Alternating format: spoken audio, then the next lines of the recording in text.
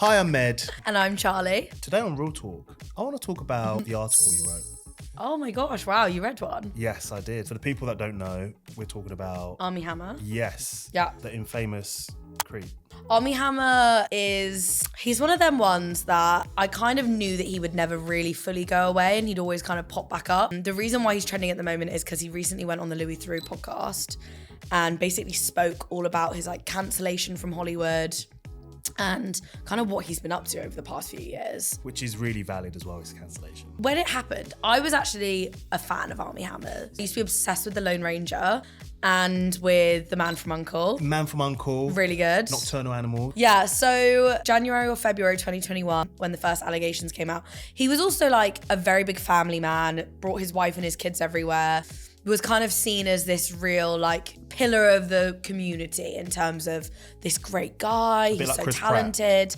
Yeah, a bit before everything was weird about Chris Pratt and he's actually a massive asshole. Not to say that Chris Pratt and Armie Hammer have done the same stuff, but I don't like Chris Pratt. In 2021, allegations started to come out, ranged from kind of emotional manipulation to actual full-on sexual abuse and rape, and at one point also cannibalism. That's crazy. Yeah, it was really intense because it kind of happened literally overnight. I feel the first allegation started, and then it was almost it opened the floodgates. Was it a very Me Too moment of someone released something and then someone was he said the same shit about kind of, yeah. I think the only thing I have with kind of using Me Too in that same realm as I feel Me Too has been really co-opted and is now used in a negative way and has been used, Armie Hammer even spoke about Me Too and said, lots of people say that the Me Too movement basically prompted this mass hysteria and it's led to all of these false allegations and stuff. And so that's why I find it, I sometimes don't like connecting it to the Me Too thing because the Me Too movement was so important and so integral and did so much good work and it's kind of just been ruined and and made to be this thing that it wasn't and is now being used by perpetrators to undermine victims. To be oh, you're just jumping on a trend. Literally. Yeah. So, but yeah, he has denied everything. He's always stated that everything that happened between these women was completely consensual because obviously also at the time he was still married. So it was kind of coming to light that he'd been having this affair and that he'd been talking to other women and et cetera, et cetera. The allegations were wild. I think one of the women that he interacted with shared screenshots and photos where some of the things that he was saying to them was insane, want to tie you up and leave you in the middle of the street and see what people do to you and just what genuinely it's insane. Didn't he say he wants to break some girls' ribs and then eat it and barbecue them? Because this is the other thing that's really important with this conversation is obviously all kinks are valid and you shouldn't shame someone for any type of BDSM kink or anything like that. However, from what we get from a lot of these women and from what they've kind of spoken about is that it was not something that they were interested in and it was a particular preference that he was forcing upon them. Reading the messages, he's either a right creep or just has no game. Yeah. He kind of implied that everything he'd done was all consent. This is the thing that really bothers me. Okay, so just as quick context, a criminal investigation was launched by the LAPD and it ultimately fell through due to insufficient evidence. He took that as, I'm clean, I'm not guilty. Told ya. Yeah, you've all been proved wrong. He has painted these women out to be crazy. He's painted all of them out to be completely unfounded claims, da-da-da-da-da. First of all, him saying I have screenshots of messages where they say that they were really into it and they loved the idea of it. That does not mean that you still did not cross a boundary when it comes to in person. Also, I don't have the percentage off the top of my head, but I read an article recently, I want to say over 80% of rape claims and sexual abuse and assault cases fall through due to insufficient evidence because they're so hard to prove. It's not because it didn't happen and that you're just innocent. It's because literally, if you look at the US, the UK, loads of different countries, these types of cases are incredibly hard to prosecute. And yeah, it just really frustrates me the way he's now. The vibe I get from him as well, I mean, when he got accused to when it was found out that he wasn't guilty or whatever it was. Yeah. It happened in a space of a month. Yeah. It was really quick turnaround. It was a really quick turnaround. And watching one of his videos with his mum, basically it was his birthday and his mum was like, what do you want for your birthday? And he was like, money. Like at this point, he was like 38, by the way. Yeah. He was still asking for money at 38. Well, his career went down the drain, so I'm presuming he was a bit broke. Fair. But he gives me like fret guy vibes. And he basically was like, oh, I don't know. And she was like, I'm going to get you a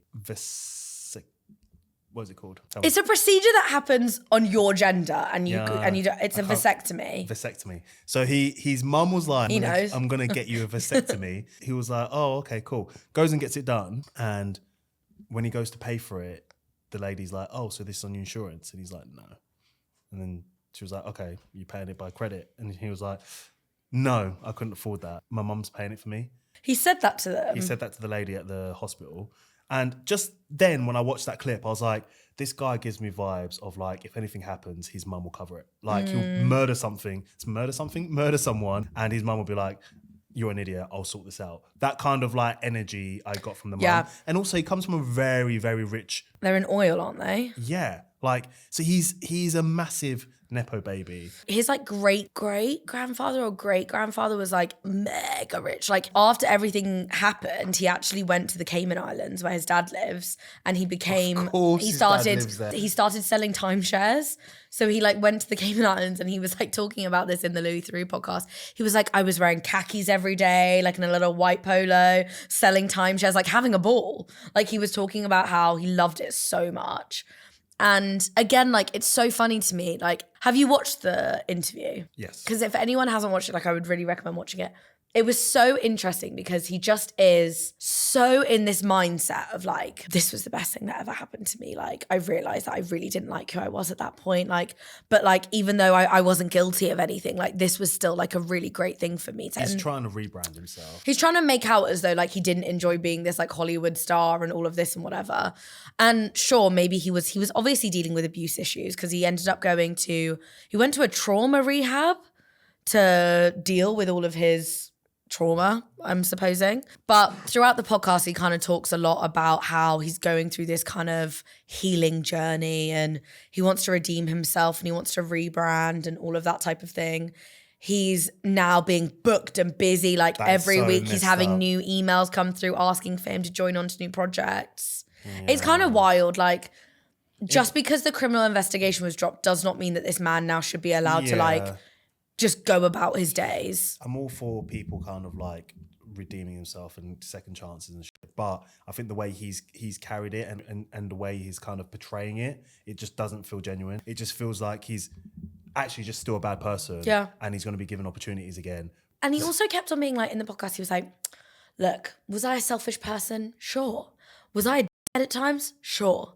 But that's not illegal. He obviously doesn't have any remorse. One of the biggest things, obviously, that news like outlets were holding on to, which I think kind of took away from the actual victim stories themselves, was this idea of, is Armie Hammer a cannibal? But then he like said this thing, and I can't remember the exact quote, but he referred to women, no, not women, just people, I think. What was it? Let me find it. Okay, so this was when he was trying to be like, guys, I'm literally not a cannibal. Like, stop being so dramatic about it. He said, people were sort of like my bags of dope with skin on them. Oh, God. So, like, you refer to people as, like, bags of skin, but, like, God forbid you're a cannibal. Like, it's not really a big leap, is it? I love the part when he was like, and yeah, like, it was one of those things that you just do when you go hunting for the first time. Eating the heart. Yeah, and he was like, it was still beating in my hand, and I, like, bit it. And he was like, by the way, everyone I went with, so it's not like a sexual fetish. Would you eat the heart of like, what animal was it? A deer? A deer. Would you a live one? Like a dead one, no. Like cooked? Yeah. Yeah. Really? If it was cooked. You wouldn't eat it raw? No, I wouldn't eat raw while it's still pumping. That's horrible. Still pumping? Like if it was cooked. But you'd eat a cooked heart? I've eaten heart. Okay. I've eaten chicken heart. Why? I went to like this Brazilian restaurant and they like... Is that like a specialty? Yeah. And it's like little popcorn chicken vibes. And they come around and little skewers and they're like, would you like to try this? And I was just like eating them, knocking them back. I was like, what is this? And they were like, chicken heart. Was it good? It was actually really nice. Okay, sorry, a bit of a tangent. But yeah, sorry, we'll go back to, yeah. So, yeah, do you know what? Look, he's obviously a narcissist. He's now started his own podcast where he's trying to kind of, again, like tell his story or whatever. And yeah, he's saying that he's being booked into, he was like, I'm having to turn down projects, which I just don't believe for 1 second. I went through a phase recently where I was obsessed with all of the Armie Hammer accusations. Did you watch the documentary House of Hammer? Where is that? What's that on? So I watched it on, I think it's on like Discovery, but I did like a 7-day free trial on Amazon so I could watch it. And I love those free trials. Oh, I love them. It was so interesting because obviously, so you have quite a few of the victims, but then one of the kind of most interesting people that they interviewed was his aunt, who he claims in the Louis Theroux podcast that he's never really spent any time with her. So he was like, I don't know how they can call it a documentary when like I don't even really know her, but she wasn't really talking so much about Armie. She was talking about her dad and like the lineage, because the whole concept of the documentary was like his actions make sense when you look at the family history and the type of kind of toxic masculinity that existed within the men in the family, the type of kind of abuse that was circulated throughout the family. And it was really, really interesting. Obviously, like with those types of things, they do sensationalize it a bit. Like you want to say and like, look at this person, there's got to be a reason for it. Let's look back. Like, so you have to take it with a grain of salt. But it was really interesting also hearing specifically from the women and kind of their experiences with him and the way that he was. Because you just have I have such a specific image of him kind of pre-2021 of him as this like untouchable Hollywood star or whatever. Then you see videos of him with these women of like in like a truck, like driving around in the desert and just like being a freak. And you're just like, wow, you really went through something. I feel bad for his kids, honestly. Yeah, it's pretty peak. I feel really bad Who for his was kids. wife? Was she famous? I don't think so. They were together for a while. They were together for like a hot minute. Also, what's Armie's full name? That name's just not really... Is Armie not his full name? Like, Armie's not really a name, is it? No offense to him. Oh, so his full name is Armand. Okay. Which is even more sounding Russian. His background, his paternal great-grandfather was an oil tycoon and philanthropist whose parents were Jewish immigrants to the US from the Russian Empire. I knew there was some Russian in there. Yeah. It's actually a really interesting background. Is it Man Called Uncle? Man Called Uncle. I used to Such a love good that. film. Man Named Uncle. Man Named Uncle. I loved that film. I watched Although that I film. can't stand Henry Cavill. I watched that film and I was like, James Bond. What, who? Armie? No. Henry? Yeah. I can't stand him. Henry Cavill with James Bond. He is not James Bond. It's a no-brainer. It's a brainer. It is a brainer. Because I couldn't disagree more. Who would you go for? Do you know what? It's really hard because my ideal pick, he's too old for it, but like 2012, Idris Elba. Maybe. The thing is, I'm obviously the Daniel Craig James Bond generation. I know that you had the Pierce Brosnans, you had the Sean Connerys, you had the like more suave James Bonds. I'm a dirty, gritty Daniel Craig James Bond. I like Aaron Taylor Johnson. Yeah. I can see that more. I also like the thought of who's the guy that plays in the film with Nicole Kidman. Really? Harris Dickinson? I think he's my low-key pick. Who's your favourite James Bond? Pierce Brosnan. Really? So you're like an old school... I mean, I am 46, but Daniel Craig is not my favourite James Bond. And I don't think he's I don't think he's in my top 2. Who's your other? Sean Connery.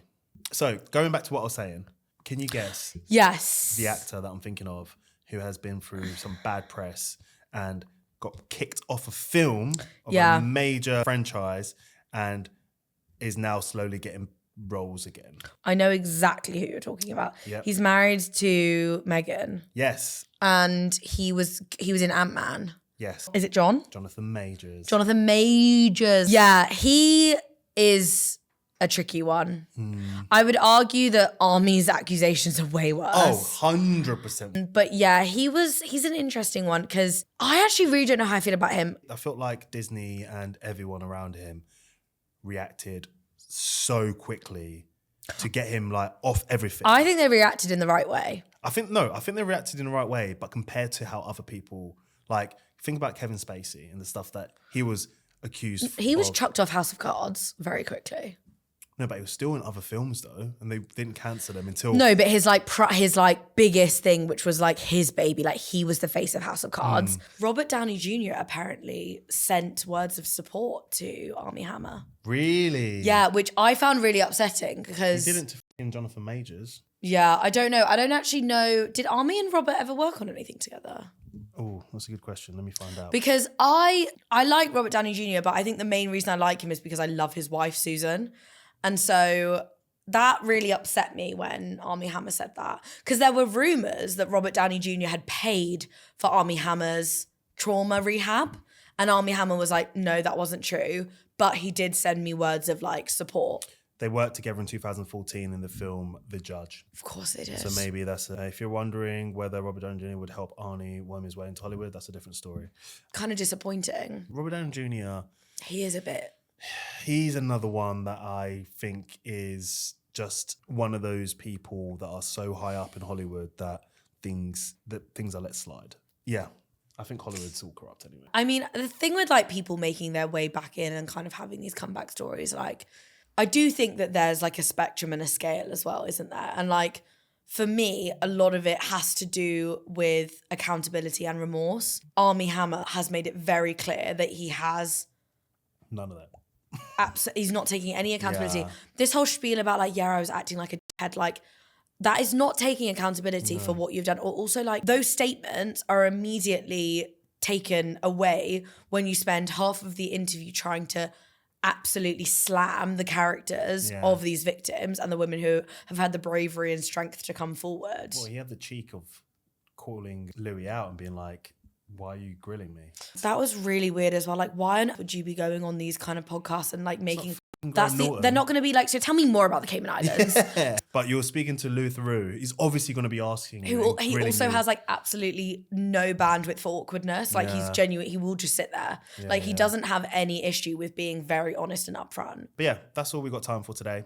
And if you know any other controversial stars that have wormed their way back into Hollywood, let us know. Discussing these people and kind of like their reascendance is actually really interesting. Because people think that cancel culture is this really powerful tool, but like more often than not, if you have enough power and wealth, like they'll find a way back in.